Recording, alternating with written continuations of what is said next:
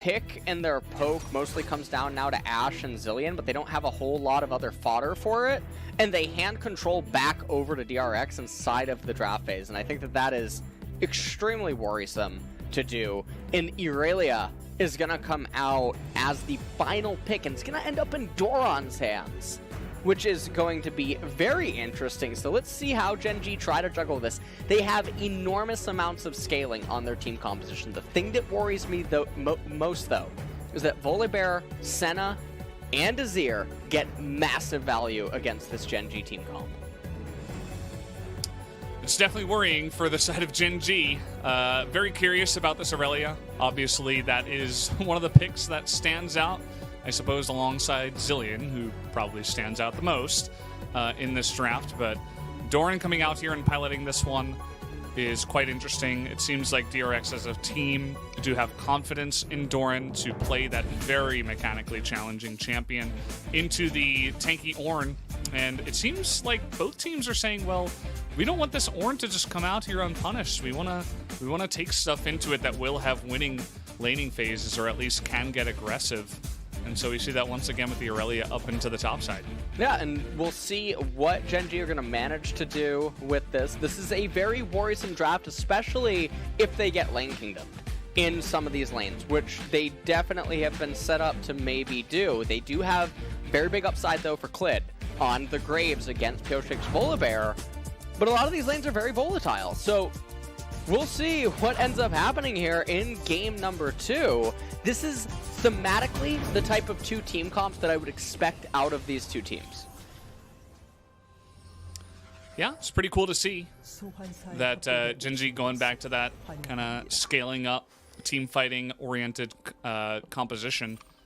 But again, they suffered a bit in game number 1. I think they need to prove to a lot of the people, a lot of the fans coming into this series that were predicting them to come out and do well, that they're not just going to get bopped 3 times in a row in laning phases and then take awkward team fights, that they can actually be proactive and try to get some good wins here, as Rascal has just been enjoying himself this series. He was dancing on the Volibear, he's dancing, he's laughing on the Ornn, he's got all the big boys up there in the top side. That's going to be his role today, it seems. That rock up in the top for Gen G. And I think Gen G are just going to try to play this early game a little bit slow. I'm very surprised by the Doran's ring on BDD here in mid, because he's mostly just trying to survive and sustain against the Azir. It's very hard for there to be any real gank setup with the Graves. So I would have expected BDD to be a little bit greedier with his opening buy. Starts off by missing 1 CS, and, you know, I mean, that's a go next. So, Valdez, over to you. Yeah, let's wrap it up then, I guess. But Zilean, he's got some of the most awkward auto attacks. Not very high damage, very slow projectile. It's difficult, and it's not easy to CS under turret with bombs and stuff like that. So that's one thing that can make or break a Zilean player. If you're just missing all the CS, it's not really gonna be a good feel for you as this game comes along. But looks like so far he's only missed the 1, maybe 2 there in the mid lane, as Rascal has played 30 games of Ornn. Might be his most played ever. Yeah, and we'll see what he manages to do here on this champion. 66.7% win rate. And Doran, I mean, he's really positioned this perfectly for a cheater recall if he's going to end up going for it. Now, he hasn't popped any of his corrupting potions yet, so we'll see if he does actually follow through with it. But he's trading on Rascal instead. Oh. That's a huge amount of damage. Had he had Ignite, I think he definitely would have gone in on that one, but that's not the way we do it here. He misses the cannon, so go next. Over to you, Ellis. I mean, right here, this is where it gets a little bit unfortunate, because you can see he can't do anything to the 4th wave, and he pushed it. He waited too long with pushing it, and so now the 4th wave comes in. Now, Doran's going to be able to hug this, and you can see what Pioshik is doing. He's trying to make his way over, maybe threaten some sort of a dive, but Rascal's actually pretty happy with how this is all transpiring. So Doran went from really having a super big winning meter in the lane to all of a sudden the Ornn is actually somewhat happy. Now, Volibear He does get the Scuttle Crab on the left-hand side, but Rascal, for the most part, is going to be able to fade the kind of deficit that he should have been in this lane. Going in onto Ruler down on the bottom side, but Keria may have overstepped his bounds. He gets ignited. Will stay alive. Doesn't look like Life or Ruler want to use too many other summoners, so it's just Ignite for Exhaust traded down here on the bottom side. You can see that Ashe, though, getting a very nice lane so far. Having a fantastic time. Another trade up here top side. In goes Doran. He's looking for that solo. The flash comes out, and Doran is not going to flash follow. So he just picks up that one, and now we got an engage here in the jungle. As all that priority down in the bottom side, Keria, oh man, he's might have to flash here. There's a lot of damage coming out. He doesn't flash. He thinks he can survive, and he gets shut down there by the set as Life picks up first blood in a nice aggressive trade by Gen G. And the first blood, it goes over to the set, but Volibear is going to lose so much control now over to Klid, who's just going to pillage his right side jungle. And you can see Doran off the reset. He only manages to get a call. Now he does retain his flash advantage, so we'll see what he can actually do with it. Rascal. He's going for this. He's really looking for the kill. Rascal doesn't have flash. He does miss the knockup. What a play by Doran. Just outsteps that one and is able to dodge. And Rascal, he is really struggling up here. We got Cull Aurelia just getting straight up solo kills on double cloth armor Ornn and making it look easy. And, well, that is a very big turn of events, because when Aurelia gets ahead, and she's ahead. Oh, hold on. Actually, he's taking a lot of damage. Life is just, he is owning this bottom lane alongside Ruler, who is incredibly solid on the Ashe, of course, but looks like Deft and Keria will be safe for now. As we got never-ending action here. I mean, this is absolutely chaotic right now here inside of this early game. There is trades happening everywhere. I want to point out that Doran, he is well into level 6. Rascal just dinged 5. So the level discrepancy up in top lane, and it's going to be Blade of the Ruin King on Aurelia. And can they stop bullying him? This just isn't fair. Oh, Poor man. guy. This is... I think he's straight up dead. Let's see. Well, okay. We're going to go for the dive here. And the stun will be avoided. Lots of damage going on to Pyosik. He's going to go down. Oh! That was really unfortunate. Just taking that one extra turret shot on max range from that top turret. And actually, it's Rascal who gets the last laugh. I mean, I don't even know what Pyosik's doing right there, because he can just wait for the wave to come into Aurelia. Rascal does not have level 6. Rascal does not have flash. It makes literally no sense why he pulls the trigger that early, forcing the issue. I mean, if you're Doran right now, you're not only question mark pinging him until it says that you must wait for more pings, you're also reporting him after the game. And calling for 9 times across the board. 9x. Just say 9 in the chat. Everybody gets what you mean. Doran is... he doesn't seem too phased. I mean, he's just directly straight in the face of Rascal once again. So he's like, yeah, sorry about my jungler, but I've still got to do my job. As this is the solo kill as we listen into Doran. 쿨감 오프만큼 차이 난다. 오케이. 그브 늑대 털 수도. 나 탑 붙어주긴 해. 나이스. 나이스. It's a really nice kill there. We also saw Keria in the chat using English, spamming 9 top for the flash. And you can just see this is way too overforced by Pyosik. It made no sense whatsoever. You know that Rascal doesn't have a ward because you had total vision on him as he came back into the lane. You know that he doesn't have flash. It just doesn't make any sense why Pyosik was so willing to do that. But, you know, much like our resident World of Warcraft player here in a lot of the games, sometimes you got to give in to the Leroy. Yeah, it's kind of just built into your DNA. You don't really have much of a choice. And, I mean, he looked pretty solid in game number 1. We can give him that. Looks very good on a champion like Lilia that can kind of sit back, farm Raptors 8,000 times, and then eventually get really fed by being in the right place at the right time. But more proactive ganky junglers, Pyosik has struggled on a little bit, and struggles there once again. Gives Rascal a breath of life, a breath of fresh air up in the top lane. It's still going to be difficult. especially as Doran gets some items, but obviously that gold is going to allow him to pick up a ruby crystal, you'd imagine, and just be a little bit tankier and more sustained up in that top side. And I think Yeah. right now, what is going to happen is Doran, he's lost the ability to really just completely pile drive this top lane.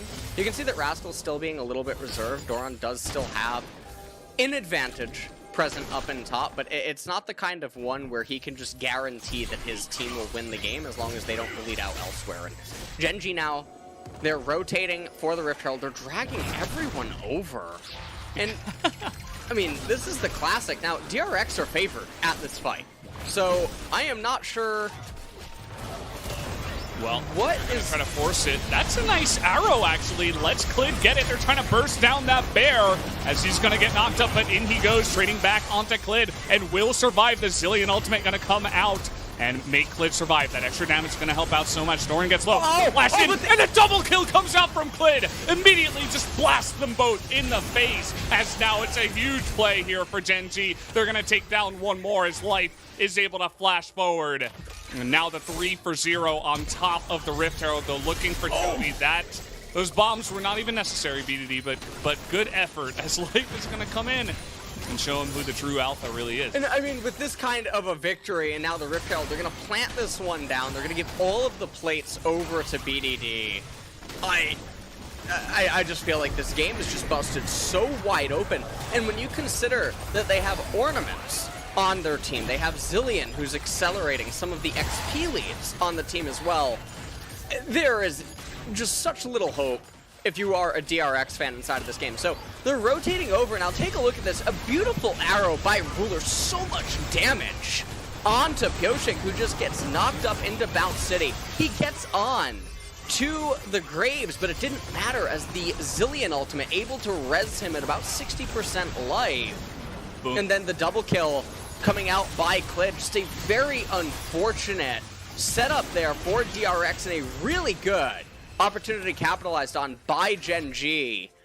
And with that, I mean, they just decimate the game. They get the ace. The Rift Herald, I just think we're going to game number 3, Valdez, with the series tied up. This kind of looks like the way that Genji looked in their matches against Afrika, minus the solo kill, of course, up in the top side. A lot of the fights were extremely one-sided, and they were just able to just push the game so fast in their favor, and that's what it looks like here in this one, as Doran does a good job getting Rascal low. It looks like Rascal was getting a little bit, out of hand, so Doran had to sit him down there a little bit, show him who's boss in this lane. And, well, Rascal's going to level up, and he's pretty tanky at this point and has some nice sustain, but Doran at full health will continue to try to do what he does up in the top side, but as a whole, down 3,000 gold, and Life is just so unbelievably fed right now. He's 2-0-3, just walks behind the turret. TP is coming in here, and now Life's in an awkward spot. They're trying to get on top of Ruler. The cleanse will come out. Nice stun by BDD. Life is actually going to get away as well, but Ruler going into the jungle is unfortunately going to be isolated and taken down here by the Aurelia that comes from the top lane. Yeah, and Chovy wasn't able to get any sort of a kill there. And so, while they do pick up one of the kills, they end up going 1 for 1. The Senna is just so far behind, and she's really behind right now in laning phase, and it's going to be very hard for Dep to keep up in the later stages of the game in the CS department because of the difficulty that Senna has.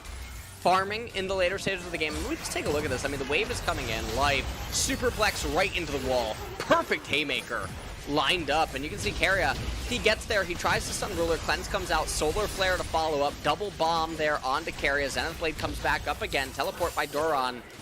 Flawless duet blocking him up. And honestly, that was just not a very fun time if you were Ruler. DRX now, they're trying to get this Infernal Dragon. Nope, that's going to go the way of Genji. Oh, nice smite comes in there, and, well, see you later, Aurelia. Not really able to do much. Pretty irrelevant, I should say, as Chovy goes in, gets the one onto BDD, but he's got the Zillion ultimate on him, and everybody else is just fighting front to back. They are so far ahead. They're smacking them with their wallets right now. Keria's going to go down. Deft will also be taken down. That is a clean ace for the side of Genji. 5 for 0. and they are running away with this game. They are so far ahead at this point. Now with the Infernal Dragon bolstering them up even more, the Dragon going down and going their way, they're 2 Drakes away from Soul Point. Things are looking real grim right now. So you can see the Ornhorn going and Set just helping get that kill onto Doran immediately, and this is where Gen G's team comp is going to flourish, when DRX is coming into them, because Zilean is just going to have so much effectiveness. The grit on Graves is going to be out of control. And now, with this fight concluding, Ornn gets more time to scale up, try to get to his ornaments. You can see the glacial items continuing to come in for BDD right now. He already has the GLP 800. A little bit surprised to not see him pick up the Magi's Soul Stealer here. He's at 9 stacks already. So even an assist would grant him the passive. A little bit surprising there. 7,000 gold lead almost. It's actually more than that if you factor in the base levels, you factor in that Infernal Dragon. And things are looking, again, very grim. If you're a DRX fan and you're wondering, well, how do we come back inside of this game? It's very hard to do so because all of their champions now are going to be forced to run into Gen G because Gen G have the tempo, they have the control, they're always going to be first to the major neutral objectives. They're always going to be the one demanding now that DRX come into them, and that's such an impossible task to run into Ornn and Zilean. Yeah, absolutely. And you can see the way this game has gone this time around. Looks like Clid is going to feel much better about the way this one went in the jungle, as they're just chipping away at Doran. Keria thinking about going on to life, but, I mean, Clid wasn't even super active. He just had fantastic team fights, and he farmed up really well, while Koshik was kind of like diving top and dying by himself. So that's really where the majority of the advantage comes in there for the jungle. And I mean, the only person who's got kills on the side of DRX is Doran, but he's this Aurelia that's going to have a really rough time just running straight into Gen G's comp, as you were mentioning. So definitely looking pretty dire. We haven't seen any super flashy plays out of Chovy. He got a couple of one-man Emperor's Divides. Not really able to make the big difference, as they were considering going in on this one. They're just going to defend and try to hold on desperately to this game. And speaking of, Keria trying to do a little bit of everything there. Yeah, they're trying to go in, but they don't really have the damage. As you can see, Ruler is just insane at this moment in time. BDD helping out his good friend, Electric Bear. Says, okay, you get over that wall nice and safe and sound. You can go into hibernation now. And, yeah, just chipping down to them like it's nothing. It's like a knife slicing through butter at this point. And they're going to get pretty much everything. Another turret, another Rift Herald, and tons of more kills in this game. Well, we'll take a look at the replay just here. So I don't know what Keria is thinking with that Zenith Blade, as Life just superplexes backwards, and then Keria goes down shortly thereafter. And I think that DRX are just probably in desperation mode. They're looking for any type of kills that they can get. I mean, the gold lead extends even further. We're almost at 9,000 here at 17 minutes. And Gen G, I just feel like they've ran away with the game just so quickly. And I'm curious where BDD is storing all of his EXP on Zilean, because accelerating the Ornn to get to the ornaments to add that much stronger of a stranglehold around DRX would probably be in his best interest. 40 seconds until that Ocean Dragon. They are certainly going to capture it. And Ruler feeling so confident right now, he gets the QSS as his second item, just to ensure even less chance that DRX can do anything to him in any of these team fights. It's absolutely true. And Gen G, you can see they just own pretty much every corner of this map right now. They've got 3 control wards in the blue side jungle of DRX. They're going to summon Shirley down on the bottom side. And BGD, I mean, he's not even scared of Doran. Doran was the only person who really had anything going for him. And he's just sitting here 2 levels ahead, just laughing in his face, throwing some snowballs at him with the Super Soaker. And we're going to get some really effective damage down on the bottom side as Gen G slowly stack up the Drakes and look to take this one down eventually. Yeah, Ocean Dragon is going to be on the menu right now. It looks like Graves is just going to be able to solo that one up. And this is just going to be more and more downtime right now. Rod of Ages was completed by BDD on that Zillion, so 9 minutes into the future will end up being fully stacked up. Curious to see if he will just power into the Magi's as his next item. He doesn't really need to get any more of extra sort of utility or whatnot. He can just rely on the sheer strength of his champion right now. And I think that the ornaments, if they are going to be bestowed to anyone, it's probably going to be Obsidian Cleaver and then Might of the Ruin King, because Ruler is going to be very far away from the Molten Edge. So he still has some time to get to his third item before Rascal's going to be high enough to hand that one over. Yeah, they can essentially sit back and play this one out very comfortably from here on out. It looks like they're kind of just waiting for the Baron to spawn. Life is a monster in this game, by the way. He has done so much for this team, setting up so many of the team fights, so many picks, and he's 3-0-8, so he's just running at you with the Dead Man's Plate and saying, come at me, bro. He's also got that stopwatch, so he can frontline. He's going to get a massive shield, and not really, you know, DRX don't have the damage to punch through that. They're going to need like 30 more minutes. And even then, I mean, they're going to struggle against the scaling of Gen G. Yeah. So for now, they're just kind of chilling. I mean, they're trying to wait a great while. They're going to be forced to fight the Ocean Drake fight regardless. And we'll see where that ends up going. You can just see how stunted Pioshik is. I mean, he's on a Giant's Belt, Swifty Boots, and Cinder Hulk as Volibear. So, I mean, he's just not even a champion right now. So the Super Minion on DRX is definitely going to do a lot in the team fights. Not really sure. I mean, his only thing is to try to run in and steal the Ocean Soul. That's basically his only job at the next fight. If DRX do something weird like giving over Ocean Soul, I think that's just them conceding the game pretty much, because I can't imagine a world where previous Ocean Soul Genji is not somehow easier to beat than post-Ocean Soul. Of course. I mean, it's if you're giving that one away, might as well just go next, perhaps. As we do have this trade down here on the bottom side. Looks like Doran is pretty angry, looking for this one, but the arrow comes out, and Ruler says, see you later. 2 autos on top of the volley. And of course, there's no pressure elsewhere on the map, so DRX just have to stomach another loss down there with the death of Doran. As, okay, TP's coming in. Life, as I mentioned, he can just run straight at them. He doesn't have to respect any of the damage that comes out of the side of DRX. And even without Baron, at 21 minutes, they're just pushing 2 lanes and looking to take some inhibitors already. Yeah, I mean, it looked... Ooh, well, that was a really nice combo by Leon. Up a Clid, but again, it's Zillion, so from ahead, Zillion is going to be even just more obnoxious. And here's Life running straight at them. Not really caring too much about it. DRX do put on a nice little defense, though. They're not going to lose any turrets.